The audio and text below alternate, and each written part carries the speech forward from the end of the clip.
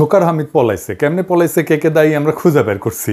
আজকের এপিসোডে প্রমাণ সহ সব দেখাই দেব। তবে তার আগে আমাদের কিছু জিনিস আলাপ করা দরকার। প্রফেসর ইউনূসের সরকারকে আনকন্ডিশনাল সাপোর্ট দিয়ে গেছি বিগত কয়েক মাস ধরে, কিন্তু ওনারা সেই সাপোর্টের মর্যাদা রাখেন নাই।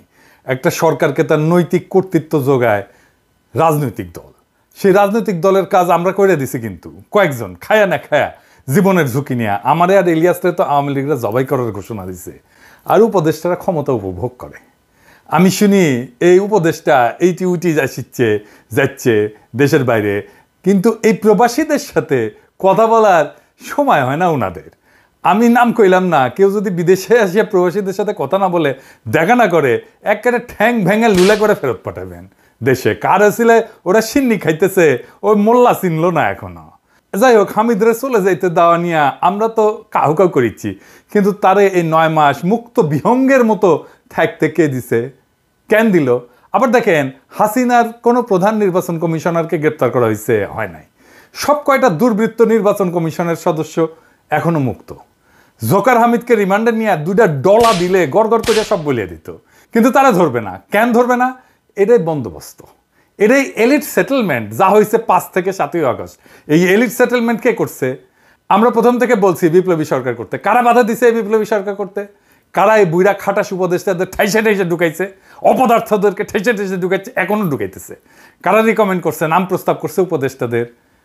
এর প্রথম দায় ছাত্রদের। নাহিদ, আসিফ, মাহফুজ এই 3 জন ক্রুশিয়াল ভূমিকা রাখছে উপদেষ্টা সিলেকশনে। এরপরে দ্বিতীয় দায় হইতেছে আসিফ নজরুলের, সেই মূল ভূমিকা রাখছে রাজনীতির বাইরে সিভিল সোসাইটির তরফ থেকে। তৃতীয় দায় রাজনৈতিক দলগুলোর, যারা নাম দিছে, বিএনপি, জামাত সহ যারা নাম দিছে। আর তারপরে চতুর্থ হইতেছে সুশীল সমাজ, যারাও নাম টাম দিচ্ছে আর কি।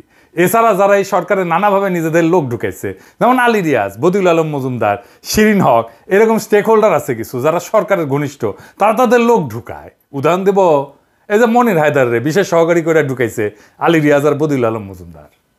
কোন ক্রাইটেরিয়া নিছেন আপনারা? আমাদের কি কনক সারোয়ার ছিল না? তো ওরে নিতে পারতেন না ওই জায়গাটা? সেটা তো নেবেন না, সেটা তো নজরে আসবে না, চোখেত পড়বে না। দিল্লি স্টারের গোলাম মর্তজারে ওয়াশিংটন পাঠিয়েছে প্রেস মিনিস্টার করে, তাও আবার সিনিয়র সেক্রেটারি র্যাঙ্কে, অ্যাম্বাসাডারের চাইতে উপরে, বাসের চেয়ে কোনসি বড়, কোন লিখছে ওইটি? আলী রিয়াজ আর বদিউল আলম মজুমদার, খেয়াল রাখেন, এগুলোর জবাব দিতে হবে আপনাদের। হ্যাঁ, ভাইবেন না পার পেয়ে যাবেন সামে, কোনো মহাপুরুষ এসে আপনাকে বাঁচাবে না। হ্যাঁ, ঐক্যমত করিচ্ছেন, করবেন, কয়া দিলাম, করতে পারবেন, লিখে রাখতে পারেন। আমি বলে খেয়াল করিচ্ছি, ওই যমুনার যায় যারা ঢুকিচ্ছে না, তাদের কারো কারো গোয়ার তেল জমিচ্ছে, তেল তেল তেল কেমনে বের করা লাগে আমি জানি। আইজার নাম টাম কইলাম না, আমি নাম ধরে কয়ে সব কয়টার আমল নামা কয়ে দেবো। যাই হোক, এই যা যা ঘটিচ্ছে এগুলোর দায় কলে প্রফেসর ইউনূসকে নেওয়া লাগবে। ফাইনালি তো আপনি অ্যাপ্রুভ করিচ্ছেন, তাই না? অপদার্থতার দায় আপনারও নেওয়া লাগবে। হামিদ তো বাসা থেকে বাড়িত না, যদি না ওয়াকার গ্রিন সিগন্যাল দিত। তা হামিদ তেলে বাসা থেকে বেরিয়েছে কার সাহসে? আসেন সেটাই না বুঝে দেখি। ওয়াকারের শক্তিতে ওই হারকুলিয়াস হয়ে গেছে, আর প্রফেসর ইউনূস সরকার সেটা ঠেকাইতে পারে না। এর দায় প্রফেসর ইউনূস সহ ওনার সরকারের সব উপদেষ্টাদের নিতে হবে, নিতেই হবে। রাষ্ট্রের সরকার সবচেয়ে বড় রাজনৈতিক ইনস্টিটিউট। আপনার উপদেষ্টারা সব কয়টা অরাজনৈতিক, রাজনীতির কিছুই বুঝেন না, বুঝেন না আপনারা, কিন্তু ভাব দুচানির বেলায় আম্বিয়া সব কয়টা। তাই রাজনীতিটা করিচ্ছে ওয়াকার।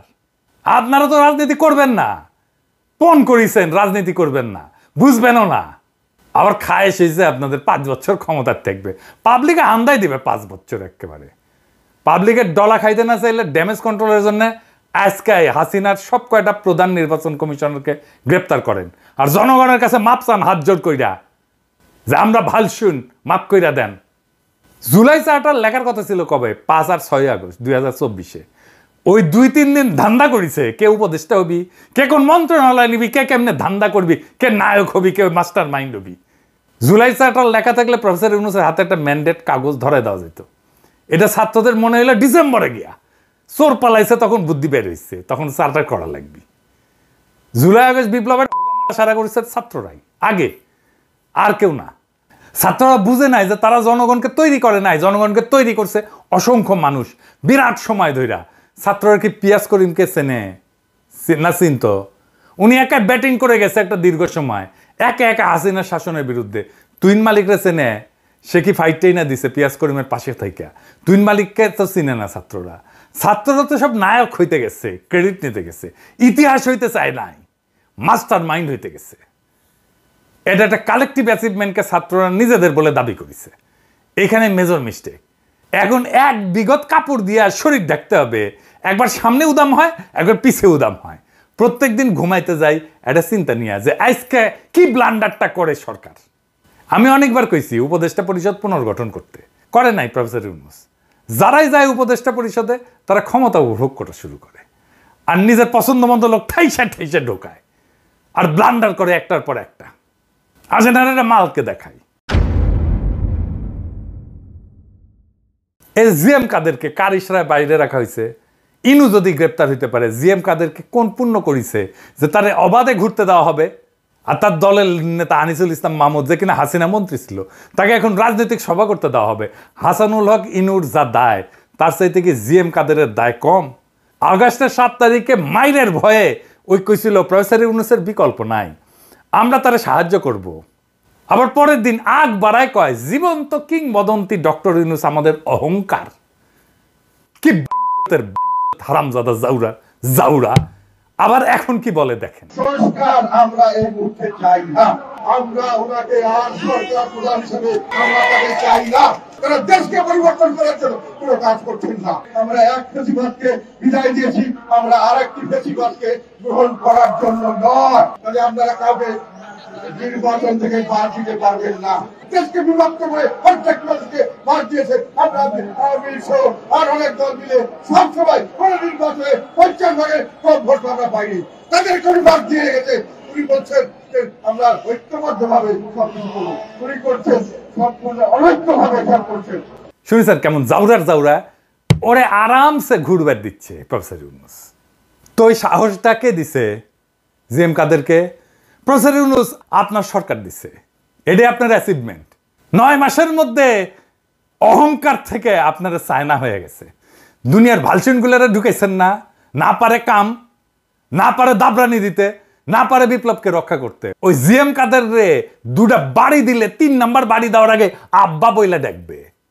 আপনি কন প্রফেসর ইউনূস, আপনার সাথে আপনার সরকারের সাথে জিএম কাদেরের কি বোঝাপড়া? আমরা জানতে চাই কেন প্রফেসর ইউনূসের সরকার জোকার হামিদকে পলায় যাওয়া নিয়ে কোনো বিবৃতি বা ব্যাখ্যা দেয় নাই। আর শিরিন শারমিন তো এখনো দেশে আছে, শোনা যায় ওয়াকারের তত্ত্বাবধানে আছে। ওরে ধরেন না কেন? হাসিনা রেজিমে তো সে 3rd মোস্ট ইম্পর্টেন্ট পার্সন ছিল, নাকি ওয়াকারের জিম্মায় আছে জন্য 7 খুন মাপ? তারপরে পলাবে, পাবলিক রিয়াকশন হলে বলবে ইন্টারপোল দিয়া ধরায় আনবে। আমারও ইন্টারপোল দিয়ে ধরায় আনবে কইছিল হাসিনার পুলিশ। পলিটিশিয়ানরা ইন্টারপোল। এইবার আসেন দেখি কেমনে হামিদ পলাইল। এই কাজটা করেছে এসবি। জাহাঙ্গীর ভাই কেছে সবাইকে আইনের আওতায় আনা হবে। একটা অপ্রত্যাশিত ঘটনা, এটার জন্য যারা দায়ী তাদের আমি অবশ্যই আইনের আওতায় নিয়ে আসবো। শুনেছেন দুঃখের কথা, উনি ওনার তদন্তটা ঠিক মতো করেন নাই। পুলিশের এসবি এখনো পুরোপুরি মনিরুলের লোকদের দখলে। 60 থেকে 70% লোক মনিরুলের লোক। অনলাইনে মনিরুল 2 দফায় বিশ্বস্ত অফিসারদের দিয়ে মিটিং করছে, বেনজির শতাধিক পুলিশ সদস্য নিয়ে মিটিং করেছে, লুকায় করে নাই, বলে কয়ে মিটিং করেছে। বেনজির তার মিটিং এর কথা কনফিডেন্সের সাথে নিজেই মিডিয়া